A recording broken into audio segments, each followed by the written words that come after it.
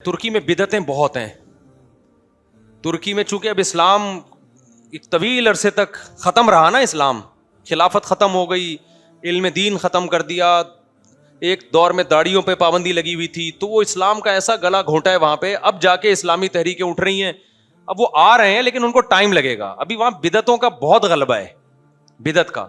मैंने तुर्की में पहला रमज़ान मेरा तुर्की में था, आप हैरान होंगे, मैं तरावी पढ़ने के लिए मस्जिद में गया, रश बे इंतहा था, मस्जिद भरी हुई थी ना, इतना लोगों में जोश खरोश, सारे पैंट टाई कोट में थे, लेकिन इतना जज्बा उन लोगों में। हम जब गए हैं, हम सफर में थे, बहुत थके हुए थे, तो हमने कहा चलो तरावी पढ़ते हैं।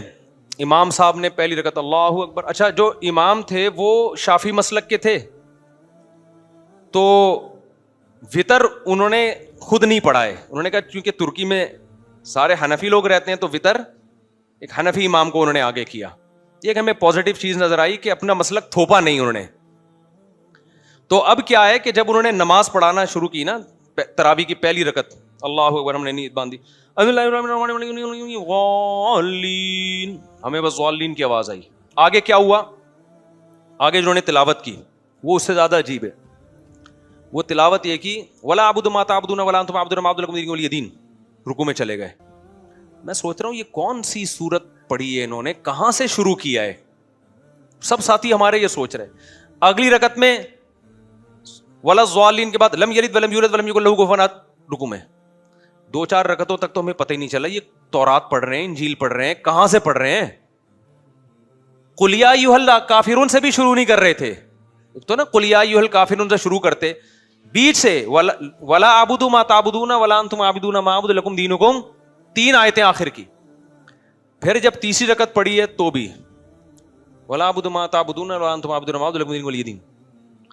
फिर जब अगली रकत है लम यलिद वलम यूलद वलम यकुल लहू कुफुवन अहद। 2-4 के बाद में पता चला भाई ये कुल वल्लाह भी आधी पढ़ रहे हैं और सूरह काफिरून भी आधी। 20 की 20 रकतों में यही पढ़ा है उन्होंने। तो मेरे साथ 1-2 लोग और भी थे, उन्होंने कहा यार ये स्टाइल की तरावी हमने पहली दफा देखी है। मैंने कहा बेटा हमने गांव में तरावियां पढ़ी हैं बहुत स्पीड में, ऐसी स्पीड खुदा की कसम फर्स्ट टाइम देखने को मिल रही, ऐसी स्पीड हमने आज तक नहीं देखी। फिर वो उन्होंने कहा वो जो है वो क्योंकि सारे तुर्की भी तो 99.9% फिक़ह हनफी है, खिलाफत थी ना वहाँ, तो अब वहाँ पर वो इमाम जो थे वो हनफी इमाम आए नमाज पढ़ाने, उन्होंने फिर वो वितर में पूरी कसर पूरी कर दी। इतनी लंबी 20 तरावी नहीं, जितना लंबा उन्होंने वितर पढ़ा। वो फिर तजवीद बहुत अच्छी थी उनकी, क़िराअत बहुत अच्छी। हमने कहा भाई आज तो पढ़ ली, इसके बाद हम ये तरावी अफोर्ड नहीं कर सकते। लेकिन हम बदगुमान नहीं हुए उनसे। ये भी मैं आपको जो वाक़या बता रहा हूँ खुदा यानी उनकी तौहीन के लिए नहीं। हमने कहा यार ये हालात अगर हम पर आए होते तो शायद हम इससे भी गए थे। जब आप उल्टी सोच लेके जाते हो ना तो हर कौम की बुराई नजर आती है आपको। जब आप पॉजिटिव सोचते हो तो फिर हर उसमें भी आपको अच्छाई ना। हमने कहा यार इनके ऊपर 100 साल लिबरल हुकूमतों ने हुकूमत की है, इस्लाम का गला घोंटा है, इन लोगों ने इतना भी बचा लिया ना, रमजान की तरावी बचा ली, ये भी गनीमत है। क्योंकि ये उनके उस्ताद जो भी इमाम थे ना वहां जिन्होंने तरावी पढ़ाई, उनके उस्ताद उनकी आप हिस्ट्री पढ़ो, बड़ी कुर्बानियां दी हैं उन लोगों ने इसको भी बचाने के लिए, वरना तो ये भी खत्म हो गया था। छुप छुप के नमाजें पढ़ते थे, छुप छुप के कुरान, तो इतना भी रह गया क्या, ये गनीमत है भाई। अब जब इस्लाम आएगा तो इंशाल्लाह फिर वो आहिस्ता आहिस्ता आ जाएंगे खैर की तरफ। तो उनकी ये बुराई ना देखें कि वो इस तरह से तरावी पढ़ रहे हैं। हमारी नज़र तो में जायज़ नहीं है इस तरह पढ़ना, हमने तो कहा हम अपनी अख्पल तरीके से पढ़ लेंगे। लेकिन हमने यही कहा कि यार ये जो इन लोगों ने इतना भी बचा लिया ना इस्लाम को। अच्छा, तुर्की में एक बिदत और भी है।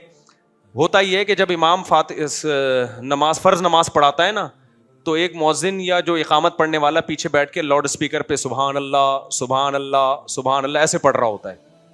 मैं जब फर्स्ट टाइम तुर्की गया मैंने कहा भाई ये क्या बिदत है यार, ये तस्बीह आहिस्ता से पढ़ो, वो माइक पे क्यों पढ़ रहा है। तो हमारे उस्ताद जो उनको तुर्की पे बड़ी मालूमात है ना, वहाँ की हिस्ट्री बहुत जानते हैं, उन्होंने कहा हुआ ये था कि जब यहाँ मस्जिदों में इमामों में पाबंदियाँ लगी हैं तो यहाँ के उलमा ने कहा कि अगर हम ये तस्बीहात माइक पे नहीं पढ़ेंगे ना, ये आहिस्ता आहिस्ता लोग इन चीज़ों को भूल जाएंगे।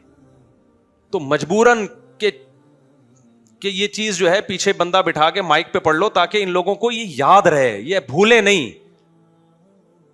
بھولے نہیں. تو اس طرح سے انہوں نے اسلام کی باقیات کو وہاں بہت بڑی بڑی قربانیاں دی علماء نے.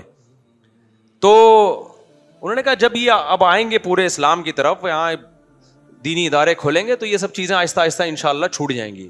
لیکن انہوں نے ہمیں کہا کہ ایسا نہ ہو کہ یہاں کے آپ نیا فرقہ بنا دیں کہ یہ سارے بدعتی ہیں. لوگ کیا کر رہے ہوتے ہیں ایسے موقع پہ, ابے یہ سارے کیا ہیں, بدعتی ہیں, ان کو تو تراویح پڑھنی نہیں آتی, ان کو تو تسبیح مائک پہ پڑھتے ہیں. میں ایک نئی مسجد بنا رہا ہوں, اس کا نام ہوگا قرآن و سنہ اکیڈمی, اور اس میں سب کیڑے نکالتا رہوں گا بیٹھ کے. یہ ہمارے پاکستانیوں کا یہ اسٹائل ہے, یہ بھی بدعتی ہے, اس کو مائک پہ تسبیح پڑھتا ہے, وہ بھی جہنمی, وہ بھی جہنمی. قرآن و سنت صرف میں بتا رہا ہوں. تو اس سے سوسائٹی میں اصلاح نہیں ہوگی, اس سے ایک نیا فرقہ بن جائے گا. اصلاح کا یہی طریقہ ہے, آپ ان کی خوبیوں کو ہائی لائٹ کریں اور بند کمرے میں آرام سے ان کو بیٹھ کے سمجھائیں کہ بھائی اب تو چونکہ وہ ماحول ختم ہو گیا, سیکولر حکومتیں, آپ ماشاءاللہ آپ نے دینی جذبے سے یہ کام کیا, لیکن سنت طریقہ یہ ہے کہ آپ آہستہ آواز میں تسبیح پڑھا کریں. تو اس طرح سے کوئی پازیٹیو وے میں ہمارے علماء دیوبند کام کر رہے ہیں الحمدللہ, جا کے ترکی میں پازیٹیو وے میں بڑی محنتیں کی انہوں نے. تو کوئی پازیٹیو وے میں کام کرے گا تو کام ہو جائے گا. لیکن اگر یہ کھلی چھوٹ دے دی نا, تو یہاں سے فتنہ پرست جا کے وہاں بھی اپنی یوٹیوب پہ دکانیں کھولیں گے, لیبل لگائیں گے فرقہ واریت ختم کر رہے ہیں, لیکن ہوگا کیا, مارکیٹ میں نئے نئے فرقے آنا شروع ہو جائیں گے. تو قوم کی اصلاح کرنی چاہیے, اس کا مذاق نہیں اڑانا چاہیے. تمام دوائیں بچوں کی پہنچ سے دور رکھنی چاہیے, پھر بھی آرام نہ آئے تو قریبی معالج سے رجوع کرنا چاہیے.